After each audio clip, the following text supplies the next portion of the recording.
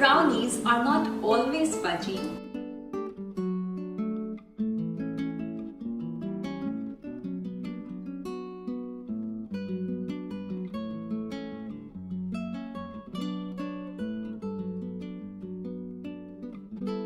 Assalamu alaikum, I'm Arfa Clark and welcome to Fried and Tasted. All the recipes here are tried and tested. So brownies can be of two types, cakey or fudgy. So if you are looking for a fudgy brownie recipe, bye. No, wait, I was just kidding. There is no harm in looking at the video and you might end up giving it a try and you might like it.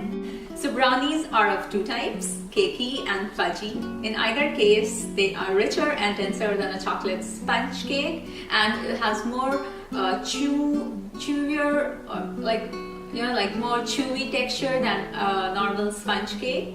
And we can easily make a wholesome version of it by simply replacing the all-purpose flour with the wheat flour, and it won't make much difference. Just as like if you're used to eating whole wheat flour, you might not even feel any compromise in taste.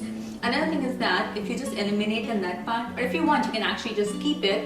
It can be used as a base. It can be modified in various ways and making more creative desserts from it. Like they can be used as a base for a chocolate mousse cake, or they can be used in cup desserts, which are trending a lot these days.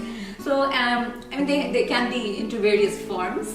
And another thing is that we all know that hot brownies go so well with cold ice cream and some chocolate syrup drizzled on top of it. So you see, one cake and so many forms of it.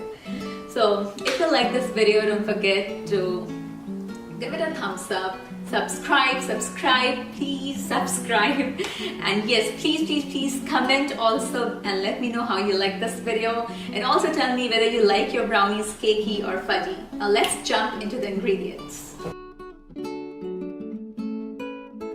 So I'll roughly go through the ingredients now. The exact measurements are in the description below. So here I have some flour. I have taken half cup of flour, and in it also I have taken 1/4 cup of all-purpose flour and 1/4 cup whole wheat flour. So you can take complete half cup of whole wheat. You can also take complete half cup of all-purpose flour. It will only affect the texture of the brownie, whereas the taste still remains very good.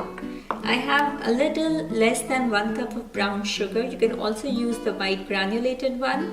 I have a pinch of vanilla essence, 2 eggs, some butter, some cocoa powder, very little bit of baking powder. Then here I have salt. Salt helps in enhancing the other flavors very well. That is why we use salt. It brings up the flavor actually. And then here I have some chopped walnut. I have lightly toasted it and then chopped it. By toasting it, once again, it enhances the flavor of the nuts. So any nut, if you're using it for baking, it's really recommended to toast it a little and then chop it. I have preheated my oven at 180 degrees Celsius, and I have greased an oven dish pan and also lined it with parchment paper. And here I'm sifting all the dry ingredients. So in a sifter, first I'm taking the flour along with some cocoa powder, baking powder, and little bit salt, and I'll sift all of it together. The next step is to add these chopped walnuts in the flour mixture. This ensures that while baking, the walnut does not sink only at the bottom of the cake. Now in a big bowl here I have taken some butter, and in it I'm adding sugar, and I'll beat it until it's well combined. You can see that I didn't beat it a lot, just 30 seconds to 1 minute is enough for it.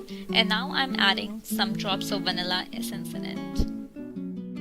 This cake is not at all complicated. So here I have 2 eggs, and I'm adding both the eggs at the same time. So we don't have to wait for one egg and then whisk again and then add the other. Just dump both the eggs together and beat once again. And this is how the mixture looks like before adding the dry ingredients in it. So here I'm adding half of the flour mixture that we sifted before, and then fold it with a spatula.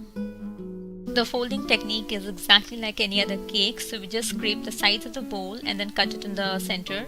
Repeat the process until there is no lump seen.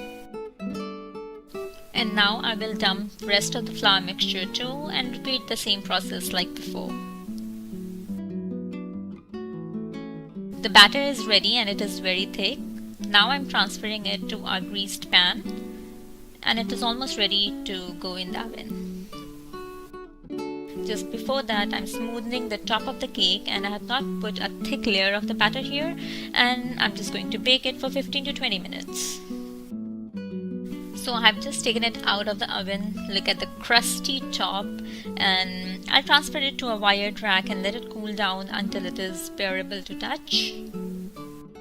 Look at the chewy inside. And I hope you like this video. Don't forget to hit the like button, comment and let me know about this, and subscribe as well.